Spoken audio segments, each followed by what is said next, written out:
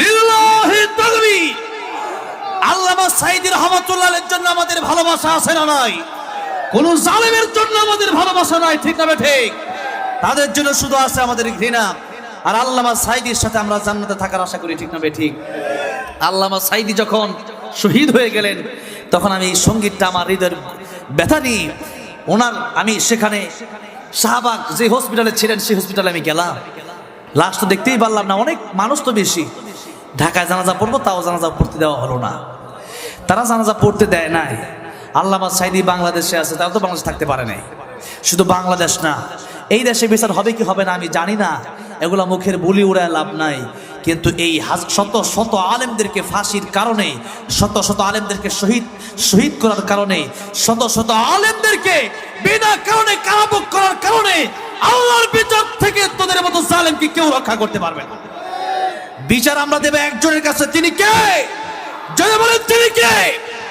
আল্লাহর কাছে আমাদের বিচার দিই, আমরা শান্ত থাকবো ইনশাআল্লাহ। তিনি একদিন বিচার করবেন। ইন্নাস সাআতা আতিয়াতুন আকাদু উখফিহা লিতুজজা কুল্লু নাফসিন বিমা তাসআ।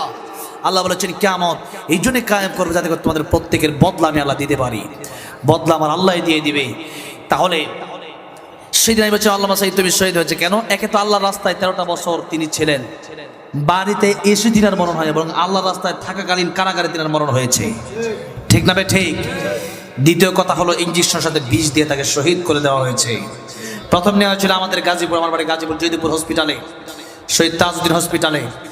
সেখানে দেখা গেছে মানুষের ভিড়, প্রচণ্ড ভিড়। এরপরে আল্লামা সাঈদীকে সেখানে নিয়ে যাওয়া হয়েছিল। আল্লামা সাঈদী এমন একজন ব্যক্তি যার দ্বিতীয় কোনো ব্যক্তি হয় না, যেরকম ঠিক না ঠিক? যার দ্বিতীয় হয় না। আল্লামা সাঈদী এমন একজন মানুষ ছিলেন।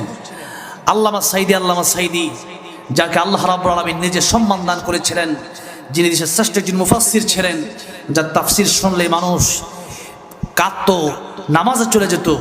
যার তাফসির মানুষ শুনে লক্ষ লক্ষ মানুষ যার তাফসিরে হতো, লক্ষ লক্ষ মানুষ যার তাফসির শুনে নামাজি হয়েছে, কোরআনওয়ালা হয়েছে, টুপিওয়ালা হয়েছে, মুসলিম হয়েছে। আল্লাহু আকবার বলেন। আলহামদুলিল্লাহ। বাংলাদেশে আল্লামা সাঈদী রাহমাতুল্লাহ আলাইহির পরে এই বাংলাদেশে আপনাদের এই পাশের জেলা যশোরে 1, 2, 3 তারিখে ডক্টর মিজানুর রহমান আজহারী সাহেব আসছেন। আপনাদেরকে সেখানেও দাওয়াত দিয়ে গেলাম। আমাকে ডক্টর মহিউদ্দিন সাহেবাদ্দিন ফাউন্ডেশনের চেয়ারম্যান সাহেব আমাকে দাওয়াত করেছেন, আমি বলেছি সময় পেলে আমিও আসার চেষ্টা করবো ইনশাআল্লাহ। সেখানে আপনারা যাবেন, যতই কোরআনের বিরোধিতা করবে, যতই, অলরেডি নাস্তিকদের ঘুম কিন্তু হারাম হয়ে গেছে, ঠিক না ঠিক? অলরেডি নাস্তিকদের ঘুম হারাম হয়ে গেছে, ইন্ডিয়ার দাদা বাবুদের ঘুম হারাম হয়ে গেছে। যে বাংলাদেশে যতই আমরা আমাদের ব্যক্তিগত আইন প্রতিষ্ঠা করতে চাই, ততই মানুষ কোরআনের পক্ষে চলে যায়। আল্লাহ বলেন তোরা চাস ইউরিদুনা লিইউতফিউ নূরাল্লাহি বিআফওয়াহিহিম আল্লাহু মুতিম্মু নূরিহি ওয়ালাউ কারিহাল কাফিরুন।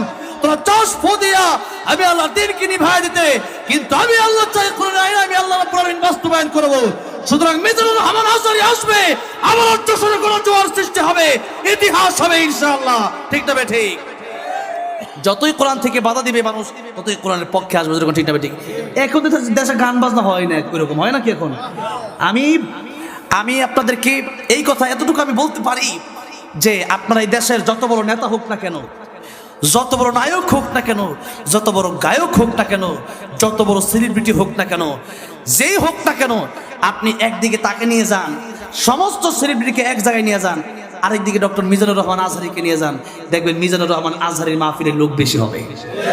আর আপনি জেমস এবং রোনাল্ডো আর কত শিল্পী আছে, এদেরকে একদিকে আনেন, আরেকদিকে মিজানুর রহমান আজহারী সাহেবকে আনেন, দেখেন গানের চেয়ে কয়েক গুণ বেশি লোক হবে সেই মিজানুর রহমান আজহারী সাহেবের মাহফিলে। সুতরাং দাবায় রাখতে পারবে না। দাবায় রাখতে পারবে? পারছে দাবায় রাখতে?